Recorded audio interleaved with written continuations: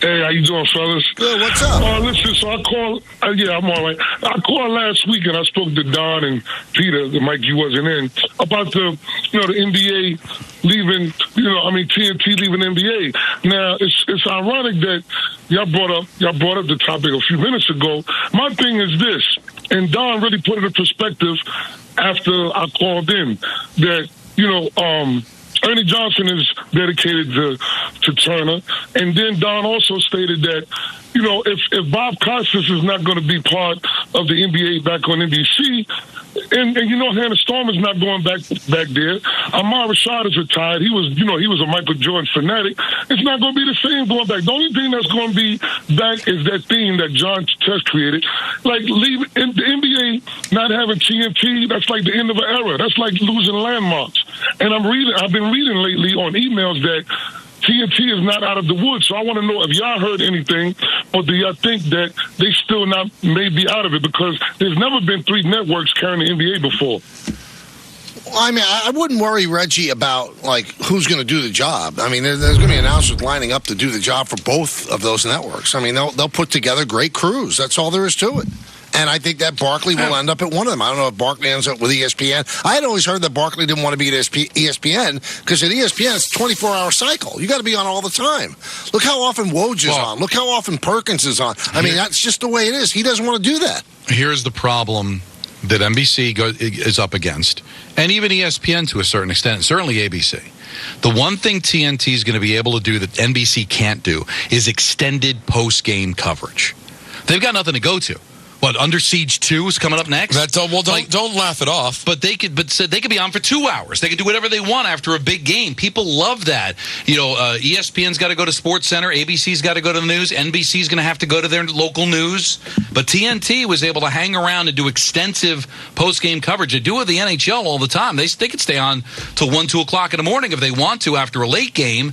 So that's the one thing that I think people are going to miss, is TNT was able to be all in that the other networks can't be because they're under contract to go to other things at a certain time. Well, you know what they could do, though? You could have the game on NBC, and if you want extended 5-hour post-game coverage, go to Peacock. Yeah, but we've seen, Michael, that it's not going to be the same. Right? Like, if you know they're coming on and they're doing something, like everybody's going to have some kind of, they'll have a walk-off interview, and then they'll go to their coverage. It's one thing to stay. It's another thing to flip over to something else. Like, because now you're in surf mode. Like, once I got to grab my remote, I might go over to Peacock. I might go check out the extended coverage, but I might check something out first. That's a big difference than just hanging with that particular channel and not having to move. But if NBC hires Kenny, Shaq, and Charles, people will go to Peacock. Yeah, it might not be as many. No, it probably won't. But, that's why Peacock felt that having that playoff game was worth it. Was worth all the money because they got a lot of people that bought Peacock and stayed with it. Well, we'll see if they do, because they might get fractured off. Somebody might, we might hire Shaq, and NBC might hire Charles, and Kenny might end up get a huge raise and go to Amazon exclusively. Who knows? It's a different world. And then what happens, obviously everything's going to be different if those guys all get split up, then they're not going to be there for the college coverage, so they're going to have to look for different people to do that. Not that it's that as big of a deal, but... No, but it's become now the standard for the last many years. I'll tell you what, though, as much as I love Charles and Kenny, they didn't bring anything to the college.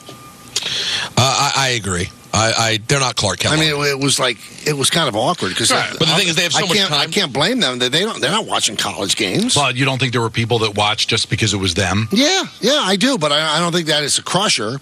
Yeah, but they'll do the right thing, and they'll hire former college basketball analysts, and they'll break it down. But will it be, those people that would parachute in that maybe weren't as big college basketball fans, but they just love those 3 guys and wanted to watch them? And let's not forget Ernie, too. There was a chemistry there that's going to be lost. No, Ernie's important to that. Yeah. I don't know if you could just bring in Joe Host and let them be them. I think Ernie won another Emmy last night, too. Game 1. Of the Eastern Conference Finals, averaged 6,433,000 viewers on ESPN and ESPN2, and peaked with 8,362,000 viewers. That's the most watched game one on any platform since 2018. Most watched program for May 21st across television and in all key demos. I didn't think that had the juice. I'm surprised. Well, it's the Celtics. I mean, the Celtics have a huge following, so that's gonna help for sure.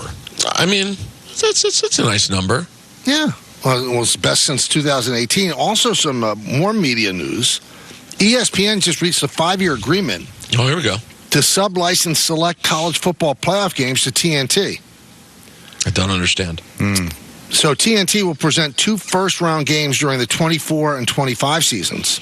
And in addition to first-round games, TNT will add 2 quarterfinals each year in 26, 27, and 28. That's interesting. I don't fully but why would they want to do that? To amortize some of the costs. Because they don't a lot of money and to get the rights. And that way they don't have to air all the games themselves. Yeah. They can pass them off. Right. Got it. Well, sure. TNT football. Well, you know what though?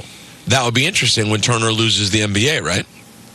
They add a little college football to their. It's only a handful of games. Yeah.